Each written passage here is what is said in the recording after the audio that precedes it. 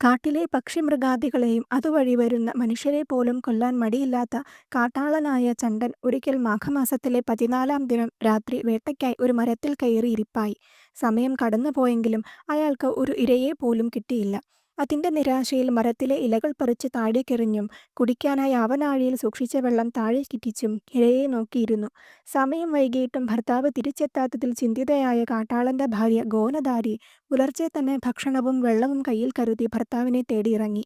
ഒടുവിൽ ഭർത്താവായ ചണ്ടനെ ഗോനദാരി കണ്ടെത്തി. കാട്ടാളൻ ഭക്ഷണം കഴിക്കുന്നതിന് മുന്നേ പെട്ടെന്ന് തന്നെ അവിടെ ഒരു നായ പ്രത്യക്ഷപ്പെടുകയും ആ ഭക്ഷണം കഴിക്കുവാനും തുടങ്ങി. കാട്ടാള സ്ത്രീ അതിനെ കൊല്ലാൻ തുടങ്ങിയെങ്കിലും കാട്ടാളൻ തടഞ്ഞു. ഒപ്പം താൻ തൃപ്തനാണെന്നും ശരീരം നശിക്കുന്നതാണെന്നും പറഞ്ഞ് നായയെ ഭക്ഷണം കഴിക്കുവാൻ അനുവദിച്ചു. അപ്പോഴാണ് ആ ദിവ്യപരിവർത്തനം കാട്ടാളനും ഭാര്യയും ശ്രദ്ധിക്കുന്നത്. ഉടനെ തന്നെ വീരഭദ്രൻ നയിക്കുന്ന ശിവഭൂതഗണങ്ങൾ അവിടെ എത്തി.